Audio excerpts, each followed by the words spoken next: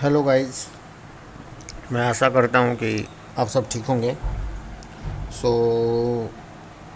जैसा कि मैंने पिछले वीडियो में आपको पढ़ाया था एक्सरसाइज 4.1, जो कि उसमें एक नॉर्मल मेथड यूज करके मैंने क्वाड्रेटिक इक्वेशन को रूट्स निकाला था, या सॉल्यूशन बोल सकते हैं।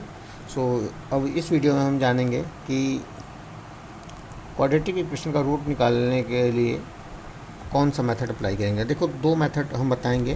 तो फर्स्ट मेथड मैं लेकर चल रहा हूँ अभी, फैक्टराइजेशन मेथड, और नेक्स्ट वीडियो में आपको मिलेगा श्रीधराचार्य मेथड। ओके। सो जैसे कि देखो, फैक्टराइजेशन मेथड क्या होता है, हमने बताया था कि देखो फैक्टराइजेशन क्या होता है। जैसे कि 6 का फैक्टराइजेशन क्या होता था, 6 को हम कैसे लिख सकते थे,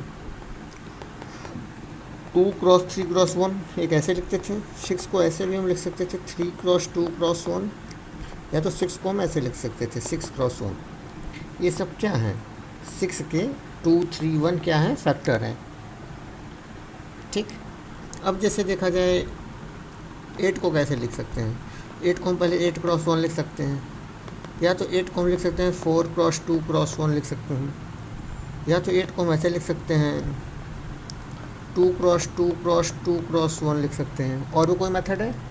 हाँ, ये भी बोलोगे कि नहीं ये भी तो मेथड है। भाई ये और ये सेम है, जैसे कि यहाँ और यहाँ ये सेम है। अंडरस्टैंड?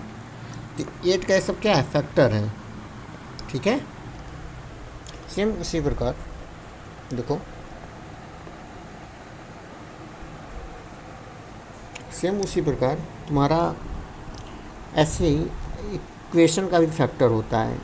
जैसे कि 2x² plus 5x minus 5x plus 3 equal to 0, हमने ये लिया है। अब फैक्टर इसका कैसे निकालते हैं, देखो क्या करते हैं इसमें फैक्टर निकालने के लिए, हम मिडल वैल्यू जो होता है इसका, जो मिडल टर्म होता है, जो इक्वेशन का मिडल टर्म, इसको हम क्या करते हैं, तोड़ते हैं। किसकी हेल्प से, हम x² के कोफिशिएंट से और कांस्टेंट टर्म के से कोफिशिएंट कांस्टेंट टर्म से।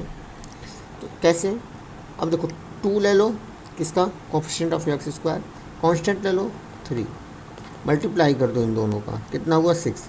6 का फैक्टर निकालो, फैक्टर निकाल के एलसीएम लेते हैं, हुआ तो क्या आया, 2 क्रॉस 3 क्रॉस 1।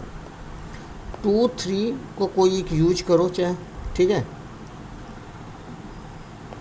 2 और 3 का यूज करो कोई, आया तो यही ना, और 1 हटाओ इसको,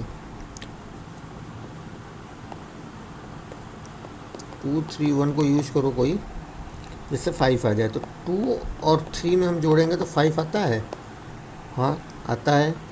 तो जब आ रहा है 2 और 3 जोड़ने पे 5, लेकिन हमें माइनस में 5 लाना है ना, तो हम क्या करेंगे, -2 -3 लिखेंगे तो -5 आएगा। तो 2x को स्क्वायर ऐसे लिखो, माइनस लगाओ, 5 है ही, 5 को क्या लिख सकते हो, तो 2 और x है 5 के साथ, तो x बढ़ाओ, -3x प्लस 3 इक्वल टू 0, ऐसे लिखें। हाँ, अब कॉमन लो, जो जो कॉमन मिल रहा है इसमें, x² में और एक x में कोफिशिएंट में, तो 2x कॉमन हो रहा है, हाँ x आ जाएगा -1। ठीक, इसमें देखो क्या कॉमन हो रहा है, 3। अगर यहाँ से -3 हम कॉमन लेते हैं तो x बचेगा, यहाँ पे -1 बचेगा, तो 0। x -1 दोनों में कॉमन है, तो x -1 कॉमन दोनों में ले लो, बचा क्या, 2x -3 बचा, 0 दिखाओ। ठीक, अब x -1 को 0 दिखाओ और 2x -3 को 0 दिखाओ, 2x इक्वल टू 3 हो जाएगा, x इक्वल टू 3/2 हो जाएगा, x इक्वल टू 1 हो जाएगा। यहाँ पे ये आंसर हो जाएगा।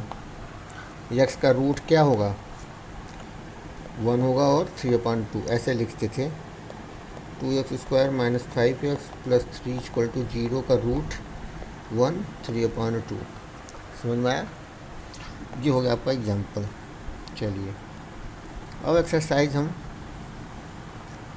चलते हैं आपके 4.2 में, कैसे करना है। चलिए एक्सरसाइज 4.2 देखो क्या कर रहा है आपका। Find the root of the following quadratic equation by the factorisation method. Factorisation मतलब है यहाँ पे फैक्टर मेथड। तो पहला क्वेश्चन है जो बोल रहा है क्या कि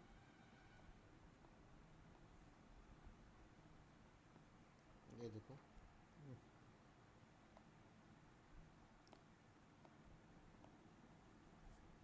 ये मेथड देखो। पहला question X square minus 3x minus 10 equal to 0। तो पहले क्या करेंगे, कोफिशिएंट ऑफ एक्स स्क्वायर लेंगे, कांस्टेंट टर्म लेंगे, इनका मल्टीप्लाई करेंगे दोनों में, फिर उसी की हेल्प से मिडल टर्म तोड़ेंगे इसको वाले को। देखो वही मैंने किया है यहाँ पे। पहले मैंने क्या किया,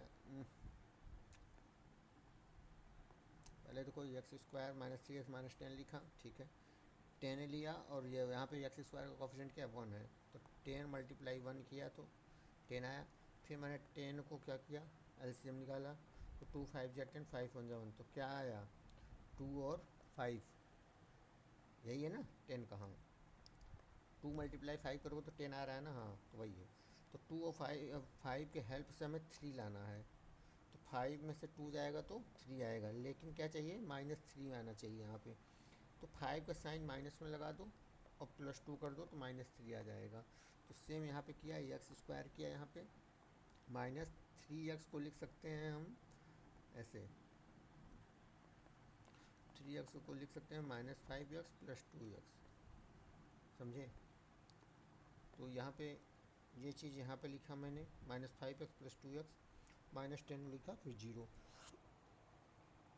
फिर इसमें से मैंने एक्स स्क्वायर -5x में से कॉमन लिया तो x -5 बचा। फिर इसमें से क्या कॉमन लिया, 2 कॉमन लिया तो +2 था। x -5 = 0, x -5 दोनों में कॉमन लिया गया, बचा क्या है x + 2 बचा = 0। एक बार x -5 को 0 दिखाया, एक बार x + 2 को 0 दिखाया। तो x -5 = 0 दिखाया तो x = 5 हुआ, x + 2 को एक बार 0 दिखाया तो x = -2 हुआ। तो 2 आए, क्या कौन कौन सा रूट आया, -2 और 5 आया, ठीक। सेम उसी प्रकार आपका सेकंड क्वेश्चन है, ये देखो 2x² + x - x = 0। मैंने सेम किया है, 2x² + x - x = 0। X square का कोफिशिएंट लो, कांस्टेंट टर्म लो, मल्टीप्लाई करो, 2 × 6 में कितना है 12। इसी के हेल्प से मिडल टर्म टूटेगा किसका, क्वाड्रेटिक इक्वेशन का। देखो 2x² + 4x लिया गया, -3x - 6 = 0। ये कैसे आया, मैंने 12 का एलसीएम लिया तो 2 6 जा 12, 2 3 जा 6, 3 1 जा 1। फिर क्या आया 2 2 3 आया। हमें चाहिए यहाँ पे x के कोफिशिएंट में क्या है 1 है। जब 1 है तो 1 है तो हमें 1 लाना है, किसकी हेल्प से, इसकी हेल्प से। तो देखो 2 × 2 करेंगे तो 4 हो जाएगा, 4 हो जाएगा, तो बचा क्या 3। तो 4 में से 3 जाएगा तो 1, यहाँ प्लस में 1 आना चाहिए तो प्लस में 1 है यहाँ पे, तो लिख दिए 4x - 3x।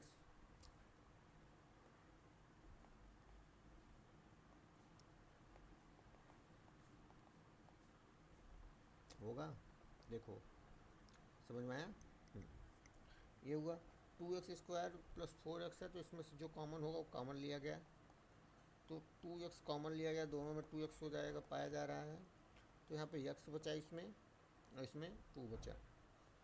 फिर यहाँ पे -3 कॉमन लिया गया, क्योंकि 3 कॉमन दोनों में है, 3 और 6 में, इसका फैक्टर है 6 में, और -2 साइन निकालना है बाहर, क्योंकि यहाँ पे प्लस था, दोनों में x + 2 है, तो यहाँ भी x + 2 बनाना है, तो माइनस कॉमन लिया गया, x + 2 है, x + 2 दोनों में कॉमन है, तो ये निकला। तो 2x - 3 है, एक बार x + 2 को 0 दिखाया, एक बार 2x - 3 को 0 दिखाया, ये आंसर आ गया। Understand, okay. तीसरा क्वेश्चन क्या कर रहा है, तीसरा क्वेश्चन ये है आपका पहले का थर्ड, रूट में 2x² + 7x + 5 √2 = 0। अब देखो हमें इसके और इसके हेल्प से मिडल टर्म को तोड़ना है। तो इनका मल्टीप्लाई किया गया तो 5 √2 का मल्टीप्लाई √2 में हुआ, तो 5 5 हो गया, रूट टू क्या हो गया, 2 हो गया, तो 5 टू ज़ा 10, तो 10 का एलसीएम निकाला गया, तो 2 5 ज़ा 10 5, तो 2 और 5 आया। हमें चाहिए क्या, 7 चाहिए। 2 5 को ऐड करेंगे तो क्या आ गया, 7 आ जाएगा, आ जाएगा। तो 2 और 5 को यहाँ पे ऐड किया गया, 7x 5x प्लस 2x, यही किया गया है, देखें। ओके, ठीक, तो 5x प्लस 2x हुआ।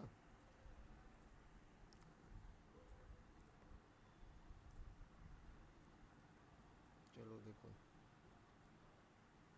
अब देखो 7x की जगह पे 5x प्लस 2x हुआ, ठीक है। अब प्लस 5 रूट 2 लिखा गया। अब देखो रूट 2 कॉमन तो लिया नहीं जा सकता इसमें, इसमें कॉमन है नहीं, तो x कॉमन है तो x कॉमन लिया गया, क्या आया, रूट 2 x प्लस 5, ठीक है। इसमें देखो 2x है, 2 को हम क्या लिख सकते थे यहाँ, जब 2 आया कैसे आया यहाँ पे, रूट टू से आया, तो 2 को यहाँ हम लिख सकते थे रूट 2 मल्टीप्लाई रूट 2। तो मैं क्या किया, रूट टू मान के चला कि यहाँ 2 की जगह पे लिखा गया है, ठीक है। तो इसमें से क्या किया, रूट 2 कॉमन ले लिया, इसमें भी, तो रूट 2 कॉमन लिया, तो रूट 2x यहाँ बचा प्लस 5 इक्वल टू 0, ठीक। तो इसमें देखो पूरा कॉमन आया, रूट 2x प्लस 5, तो root 2 plus 5 X plus root 2 लिख दिया यहाँ पे। अब इनको 0 के इक्वल दिखाया करके, तो ये आया, फिर ये आया, अंडरस्टैंड, ठीक, सिंपल सा है। देखो अब फोर्थ क्या कर रहा है, देखो 2x² minus X plus 1/8 equal to 0। देखो मैंने कुछ ज़्यादा बड़ा नहीं किया, देखो पहले मैंने अपने हिसाब से, अपने सिंपल के लिए मैंने क्या किया, इस चीज़ को जो 1/8 है इसको मैंने सबको न्यूमरेटर में किया, न्यूमरेटर में 8 से मल्टीप्लाई कर दिया, सॉरी दोनों साइड मैंने 8 से मल्टीप्लाई कर दिया। तो क्या हुआ कि 8 से जब मल्टीप्लाई किए तो 2x² में 8 गया, तो 16x², 8 का मल्टीप्लाई माइनस एक्स में हुआ, तो 8 माइनस 8x, 8 का मल्टीप्लाई 8 में हुआ इक्वल टू 0। अब 16x² और 16x² और 1, इनकी दोनों के हेल्प से मिडल टर्म को तोड़ना है। मिडल टर्म तोड़ने के लिए 16 का मल्टीप्लाई 1 से हुआ, तो 16 आया, तो तोड़े, तो 2 8 16, 2 4 8, 2 2 4, 2 1 2, कितने 2 आए, 4 2 आए।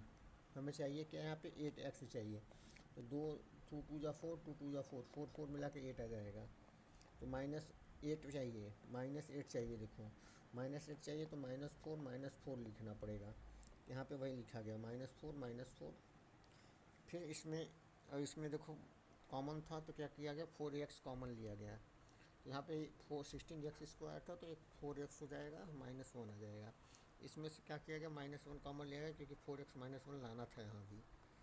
अगर 1 सिर्फ कॉमन लेते +1, तो फिर यहाँ पे क्या आ जाता, -4x + 1 आता, यहाँ मैच ना करता, इसलिए -1 लिया गया कॉमन। तो 4x -1 दोनों में आया, तो दोनों को दिखाया गया एक बार 0 करके, तो सेम आंसर दिया, तो एक ही बार आंसर लिख दिया गया, x = 1/4। अंडरस्टैंड। फिफ्थ का देखो 100x² - 20x + 1 = 0। 100x² - 20x + 1 = 0। क्या किए कि 100 का मल्टीप्लाई 1 में किए, तो ये आया 100, फिर कोफिशिएंट इसको मतलब तोड़ दिया एलसीएम के थ्रू, तो क्या है 2 2 5 5 5। तो क्या किए, देखो पहले मैंने किया था क्या, इसके मल्टीप्लाई, फिर इसके, तो मैंने बहुत मेहनत किया था, तो समझ नहीं आया। फिर मैंने 2 मिनट सोच करके गहरी सांस ले करके फिर मैंने इसको किया, तो हो गया था मेरे से। 100 को मल्टीप्लाई 1 में किया है तो नहीं, 100 आया, फिर इसको फैक्टर किया, तो फिर कैसे आया, देखो 5 2 10, हमें 20 लाना था, सिर्फ हमें 20 चाहिए बीच में, तो 5 2 10 हुआ, 5 2 10 हुआ एक में, और एक में 5 2 10, तो 10 10 20 आएगा, तो -20 चाहिए, तो -10 यहाँ लगाया गया, ठीक। फिर 10x कॉमन लिया गया इसमें से, क्योंकि 10x इसमें मिल जाएगा आराम से, यहाँ पे छोटा वाला है, बड़ा वाला है, बड़े वाले में मिल जाएगा ये। तो 10x कॉमन लिया, तो 10x -1 बचा, फिर -1 कॉमन लिया गया, तो 10x -1 हुआ, 10x -1 = 0 दिखाएगा, तो दोनों सेम होने के कारण एक ही को मैंने 0 दिखाया, x = 1/10। आंसर।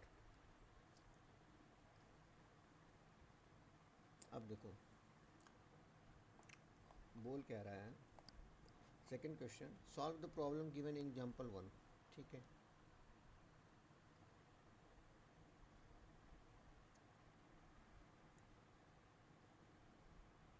ये रहा।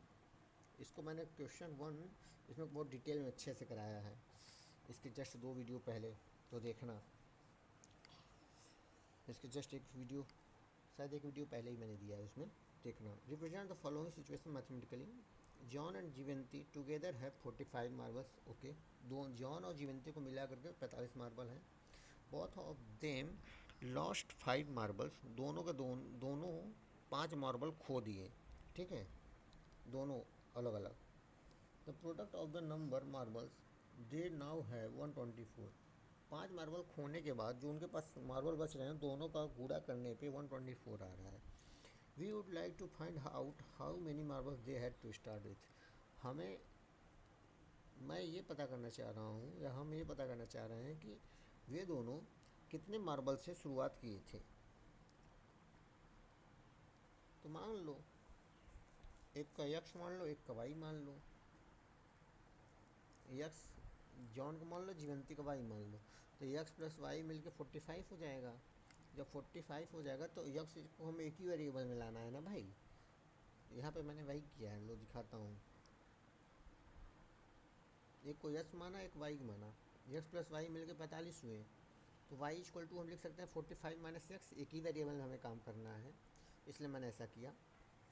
तो जॉन फिर बाद में क्या किया, 5 मार्बल खो दिया, जॉन भी और जीवंती भी। तो यक्स माइनस 5 हो जाएगा, जॉन के पास यक्स था शुरुआत में, तो 5 मार्बल खोया है तो यक्स माइनस 5 हो गया। हाँ, जीवंती ने भी, जीवंती के पास वाई था मार्बल शुरुआत में, तो 5 मार्बल खो दिया, तो कितना हुआ वाई माइनस 5। वाई माइनस 5 क्या हो जाएगा, वाई क्या था यहाँ पे 45 माइनस एक्स, तो रखो, तो 40 माइनस एक्स हुआ। अब उनका इसका जॉन का जीवंती का अभी का प्रोडक्ट करने पे कितना आ रहा था 124। तो एक्स माइनस 5 40 माइनस एक्स का मल्टीप्लाई किया गया तो 124 आया। एक्स का मल्टीप्लाई 40 माइनस एक्स में करो एक बार, तो 40 एक्स माइनस एक्स स्क्वायर है, माइनस 5 को मल्टीप्लाई इसके साथ पूरा करो, कितना है 200 आया। अब माइनस 5 का मल्टीप्लाई माइनस एक्स से करो तो plus 5 x 124, minus X square लिखें, फिर 40 एक्स प्लस 5 एक्स क्या हो जाएगा 45 एक्स, माइनस 200 लिखा इक्वल टू 124। मैंने 124 को क्या किया, राइट साइड ही रहने दिया, फिर इस पूरा लेफ्ट साइड वाले को राइट साइड ला दिया, क्योंकि माइनस एक्स स्क्वायर था ना, अच्छा नहीं लग रहा था, इस वजह से प्लस एक्स स्क्वायर में लाया। तो प्लस एक्स स्क्वायर माइनस 45 हो जाएगा, इधर इधर प्लस 200 हो जाएगा राइट साइड। फिर एक्स स्क्वायर अच्छे से सिस्टमेटिक वे में लिखा, तो माइनस 45 एक्स था, ऐसे ही 124 200 में जुड़ गया तो 324 हुआ। अब इसको और अच्छा लगने के लिए क्या किया, जीरो को राइट साइड दिखा दिया, लेफ्ट साइड में इसको दिखा दिया। ठीक, अब मिडिल टर्म को तोड़ना था, तो मिडिल टर्म तोड़ने के लिए मैंने क्या किया कि कांस्टेंट टर्म को कोफिशिएंट ऑफ एक्स स्क्वायर को मल्टीप्लाई किया, तो कितना है 324। इनका मैंने फैक्टर निकाला, फैक्टर निकाला तो क्या आया 2, 162 जा मल्टीप्लाई 2 करो तो 324 आता। फिर इसको तोड़ा, फिर इतने को तोड़ा, फिर 3 9 27 3 कितना आया, 2 का टाइम मल्टीप्लाई 2 में 2 बार आया, 3 का 4 बार आया। हमें चाहिए क्या 45 एक्स 45 एक्स, तो हमें लाना क्या था 45 लाना था। तो 2 2 जा 4 हो गया, 3 3 जा 9 हो गया, तो 9 4 जा 36, 36 में 9 जोड़ देंगे तो कितना आ जाएगा 45। लेकिन हमें चाहिए किसमें माइनस 45 में, तो माइनस 36 माइनस 9 करेंगे तो माइनस 45। ये ऐसा माइंड तब क्लिक करेगा जब आप प्रैक्टिस करेंगे क्वेश्चन, तब प्रैक्टिस कुछ ज़्यादा क्वेश्चन करेंगे तो आपको आइडिया लगने लगेगा कैसे करना है। ठीक है, मैथ रटा नहीं जा सकता, मैथ समझा जा सकता है, सो आपको करना पड़ेगा। फिर मैंने क्या किया, माइनस 36 एक्स लिखा, माइनस 9 एक्स किसके जगह पे माइनस 45 पे। ठीक, यक्स कॉमन लिया गया तो यक्स माइनस 36 हुआ, माइनस 9 कॉमन ले लिया तो X minus 36 X equal to 0 दिया गया। तो यक्स माइनस 9 और यक्स माइनस 36 दोनों कॉमन लिया तो यक्स माइनस 9 जीरो, दोनों को एक बार जीरो दिखाया, तो जीरो दिखाने पे क्या आया X equal to 36 X equal to 9। तो क्या हुआ, आंसर हो गए दोनों। ठीक, अब इसी में 2 क्वेश्चन था, एक क्वेश्चन और है ये भी पहले का। A cottage industry produces a certain number of toys in a day. The cost of production of each toy was found to be 55 minus the number of toys produced in a day. On a particular day, the cost of production was 750. We would like to find out the number of toys produced on that day. देखो इसका question मैंने बहुत अच्छे से कराया है पिछले video में, सो एक बार उसको देख लेना, फिर ये वीडियो देखना जिससे अच्छे से समझ में आए। ठीक है।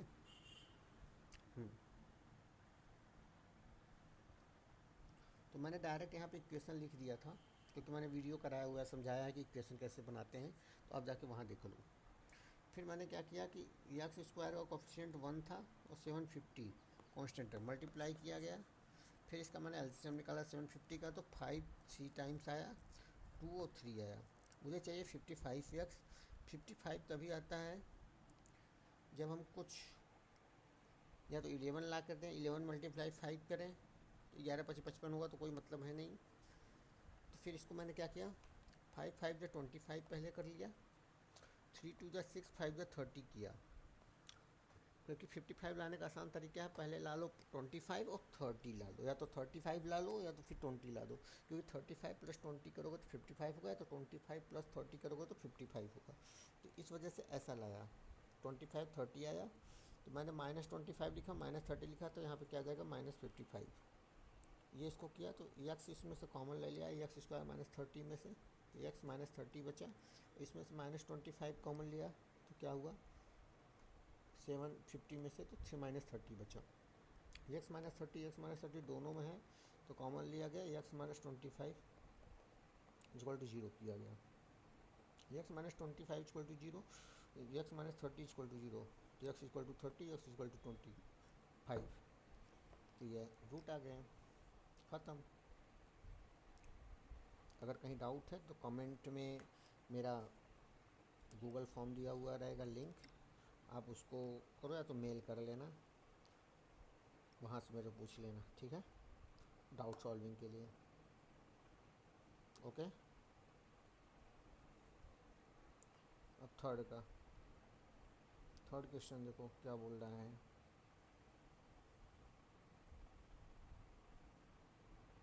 Find 2 number whose sum is 27 and product is 182। मतलब ऐसा 2 नंबर पता करो जिसका दोनों का जोड़ने पे 27 आए और जिनका दोनों को मल्टीप्लाई करने पे 182 आए।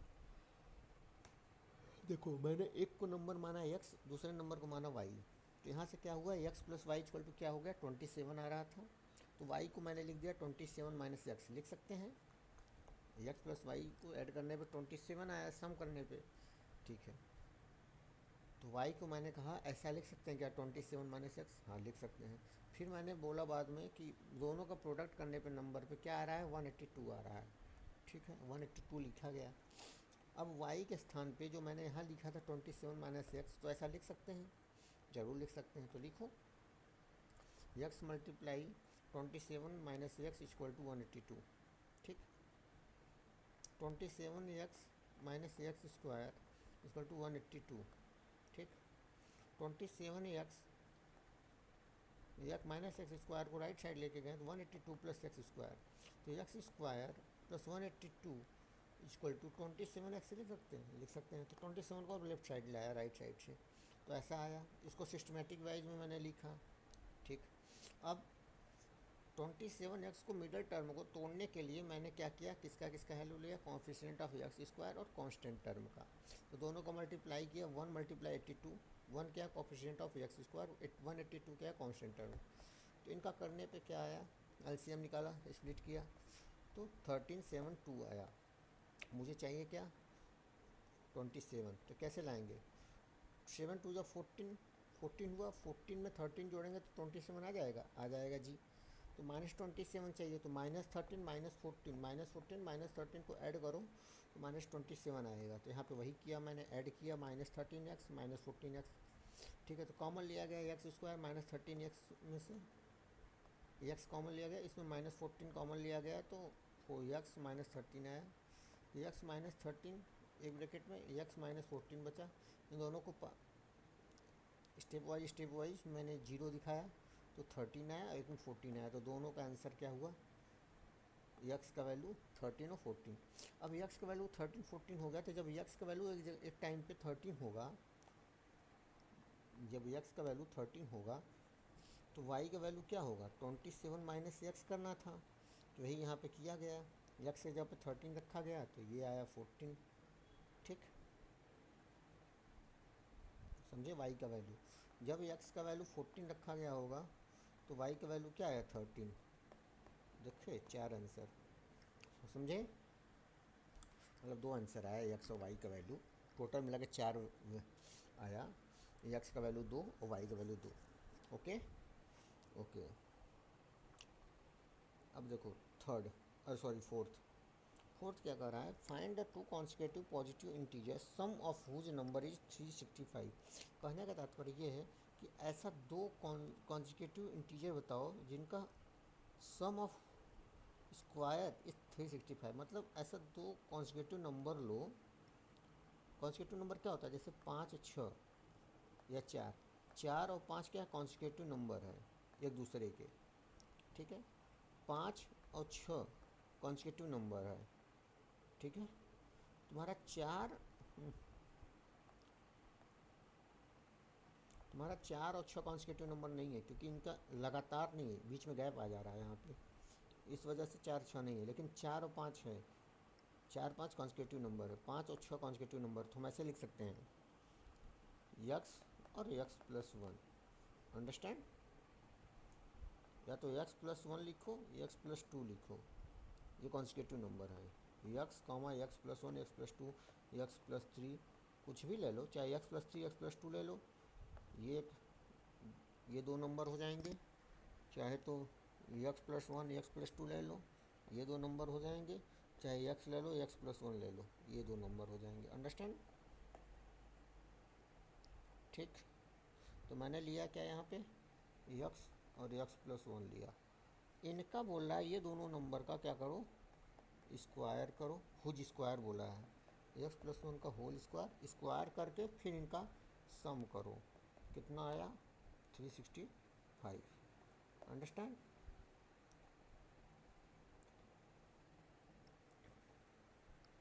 अब देखो यही हुआ 365।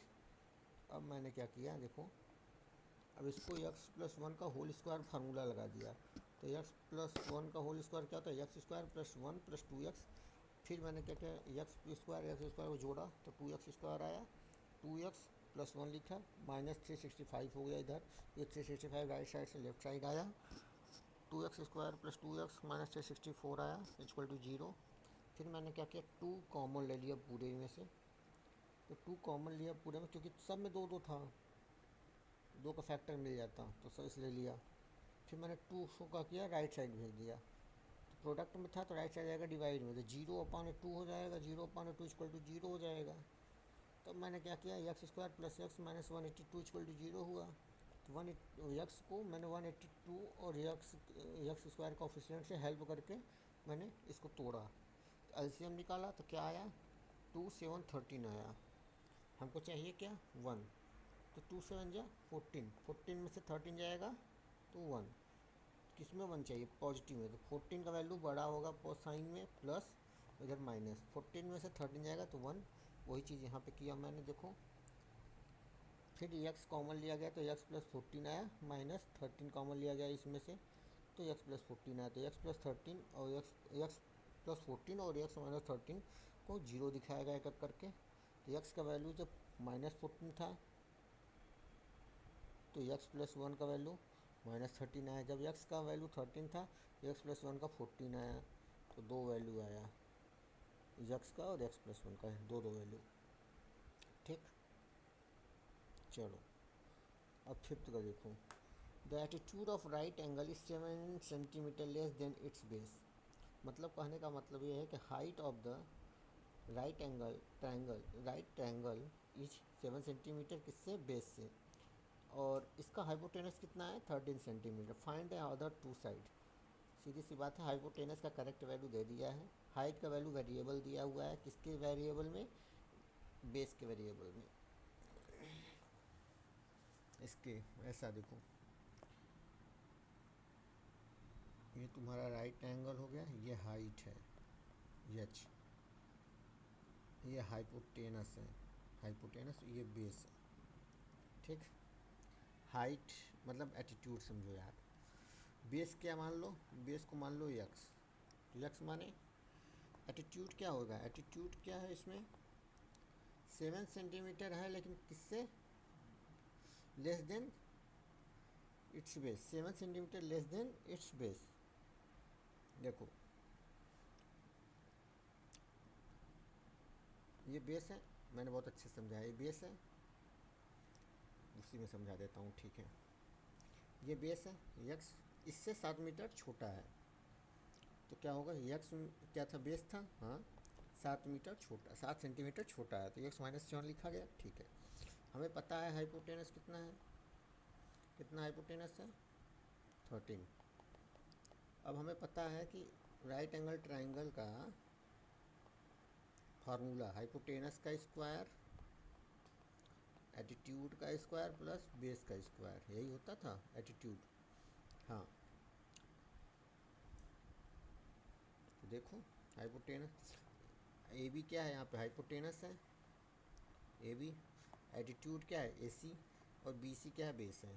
तो ये क्या, इसको सॉल्व करो, यक्स 13 का स्क्वायर 169, यक्स स्क्वायर यक्स -7 का होल स्क्वायर फार्मूला लगाओ, plus x square plus 49 -14 x A minus B का whole square, A square plus B square -2ab, product में है ए बी, ये लगाना तो समझ में आ जाएगा। फिर मैंने खोला इसको, ओपन किया सारा, 2x स्क्वायर 169 को लेफ़्ट साइड लाया जाएगा, फिर -14x प्लस 49, 169 को माइनस लेफ़्ट साइड में आ जाएगा तो माइनस लग जाएगा, सॉरी राइट साइड में आ जाएगा तो माइनस लग जाएगा, 2x स्क्वायर -14x माइनस 169 में से प्लस 49 करोगे तो क्या आ जाएगा 120 आएगा, 120, तो 2x square -14x -120 equal to 0, थोड़ा अच्छा लगने की वजह से ऐसा दिखा गया। फिर 2 कॉमन लिया गया सब में से, ये दोनों में 2 था सारे में लेफ्ट साइड में, तो X square -7x -60 equal to 0 ये आया था। फिर 2 को राइट साइड लेके गया तो 0.2 आया तो 0 हो गया, यही पे यहाँ पे लिखा गया। 16 का मल्टीप्लाई 1 में किया गया क्योंकि मिडिल टर्म तोड़ना है, तो क्या आया 2 2 3 5 5 3 जा 15,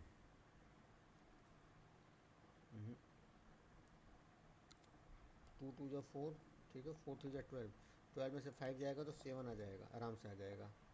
तो वही चीज़ किया गया, -7x लाना था तो -12 प्लस 5 लिखा गया यहाँ पे।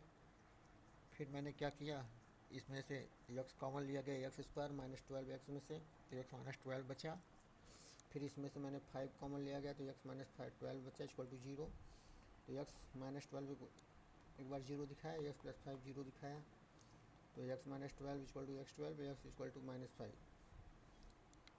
एक्स इक्वल टू 12 क्या है, बेस है, एक्स क्या है, बेस था, तो 12 बेस है तो हाइट क्या हो जाएगा, 12 में से 7 जाएगा तो 5, ठीक। एटीट्यूड एक्स तुम्हारा बेस था -5 है, -5 सेंटीमीटर, बेस क्या कभी माइनस में हो सकता है, निगेटिव में लेंथ हो सकता है, कभी नहीं लेंथ हो सकता, तो इसलिए हाइट भी तुम्हारा निगेटिव आएगा, हाइट कभी निगेटिव होने से मतलब वो निगेटिव बेस हो गया तो मतलब एग्जिस्ट ही नहीं करता है वो, ऐसा राइट एंगल ट्रायंगल, अंडरस्टैंड। तो निगेटिव इसलिए नहीं कंसीडर किया गया।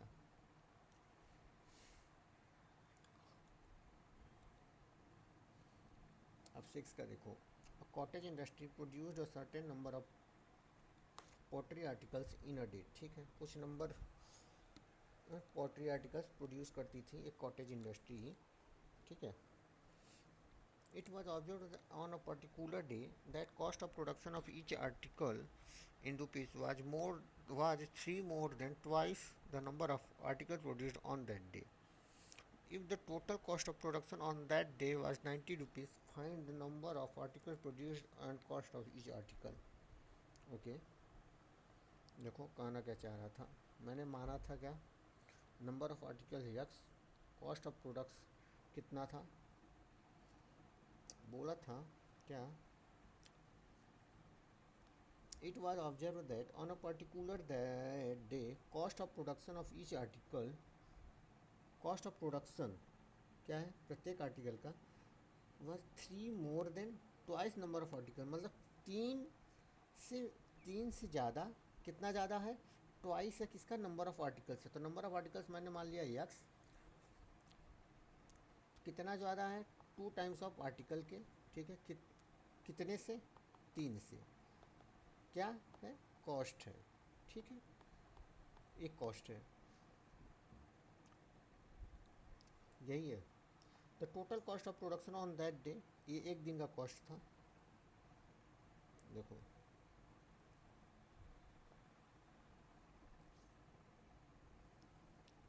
ये एक दिन का कॉस्ट था, और एक दिन में पूरा, ये एक कॉस्ट का मतलब एक वस्तु का कॉस्ट था, ठीक है, एक वस्तु का कॉस्ट था, मतलब हमारा पोट्री आर्टिकल्स तैयार करने में इतना कॉस्ट आता था 2x+3 में। लेकिन कितना हमें एक दिन में कॉस्ट, कितना नंबर मान लो यक्स हम नंबर पोट्री आर्टिकल्स तैयार किए हैं, तो एक दिन में टोटल कितना कॉस्ट आया, 90 रुपीज़। तो यक्स मल्टीप्लाई 2x+3 90 के बराबर होगा, ज़रूर होगा।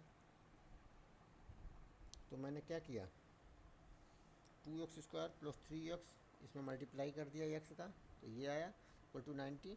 90 को मैंने लेफ्ट साइड लिया, 2x² + 3x - 90, 90 का मल्टीप्लाई 2 में किया है यहाँ पे, तो 180 आया। इसको एलसीएम निकाला, फैक्टर किया, तो हमें लाना क्या था, 3x लाना था कैसे भी करके, तो मैंने लाया, 2 2 जा 4 किया, फिर 3 3 5 है, तो 4 3 जा 12 आया, 3 5 जा 15 आया, 15 में से 12 जाएगा तो 3 आ जाएगा। तो 15x - 12x किया हूँ, क्योंकि 3 प्लस में था तो 15 को बढ़ा दिया गया पॉजिटिव। फिर मैंने क्या किया, x कॉमन लिया गया तो 2x + 15 आया। इधर क्या हुआ, क्या कॉमन लिया गया, 6 कॉमन लिया गया -6, तो 2x + 15, इसमें कॉमन निकाला गया 2x + 15, फिर बचा क्या, x - 6, एक एक करके 0 दिखाया गया, तो 2x + 15 को 0 दिखाया गया, तो tx = क्या है, -15/2 आया। जब x - 6 को 0 दिखाएगा तो x = 6 आया। तुम्हें पता होना चाहिए कि आर्टिकल, जो नंबर ऑफ़ आर्टिकल्स हम प्रोड्यूस कर रहे थे, किस में हम प्रोड्यूस कर रहे हैं, मतलब पॉजिटिव चीज़ में आ रहा है हमें, पॉजिटिव मतलब 1 2 3 वैल्यू हम 1 2 3 वस्तु पे बनाए हैं तो काउंट में आ रहा है। हम बोलें कि -1 2 में वस्तु बनाए तो समझ में आ रहा है, कुछ नहीं समझ में आ रहा है, समझ में नहीं आएगा कि -1 2 3 क्या होता है वस्तु। जैसे एक लड़के 5 6 लड़के खड़े हैं तो बोलेंगे वहाँ पे 5 6 लड़के खड़े हैं, दिख रहे हैं तुम्हें। अब ऐसे बोले 5 6 लड़के माइनस में खड़े हैं, -5 6 लड़के, ऐसा समझ नहीं आ रहा है ना। तो ये -15/2 नहीं लिया जाएगा, क्योंकि निगेटिव में नहीं हो सकता, कोई नंबर ऑफ आर्टिकल्स प्रोड्यूस किया गया है, तो पॉजिटिव में होगा, ठीक है। तो कितने आर्टिकल्स प्रोड्यूस किए गए, 6। एक आर्टिकल, एक दिन में 6 आर्टिकल प्रोड्यूस किए गए, तो कितना हुआ कॉस्ट ऑफ ईच आर्टिकल का, तो 2 × 6 किया गया +3, कितना है, 15 रुपीज़। ये आपका था।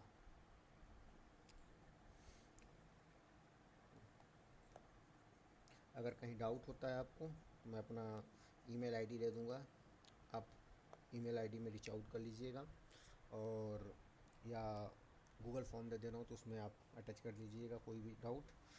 या तो आपको 1-to-1 मेंटर चाहिए तो मेरा गूगल फॉर्म दिया हुआ है, या ईमेल के थ्रू मुझे रीच आउट करिए, मैं आपको 1-to-1 मेंटर करूँगा। मैंने जेई में भी अच्छा मार्क्स स्कोर किया था अपने, और मैंने 12th में भी अपना मार्क्स अच्छा स्कोर किया है। मेरा 12th में अप्रॉक्स 94 मार्क्स आए थे, 94 या 93 आउट ऑफ 100 में से, और मेरा परसेंटाइल जेई में भी बहुत अच्छा आया है। सो मैं एक अच्छे कॉलेज से अपना बीटेक किया हूँ। सो आपको अगर मुझे वहाँ मेंटर चाहिए आपको मेरे से, तो आप मुझे रीच आउट करिए मेल पे या गूगल फॉर्म पे, ठीक है। या कोई डाउट हो, मिलते हैं नेक्स्ट वीडियो में। आपको सीधे 4 मेथड से नेचर ऑफ रूट्स पढ़ाऊँगा। तब तक के लिए बने रहिए। अगर मेरे को कुछ लगा अच्छा फीडबैक देने का तो देन मैं और भी अच्छे वीडियो लाऊंगा।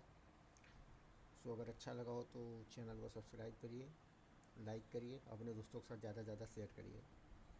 Thank you.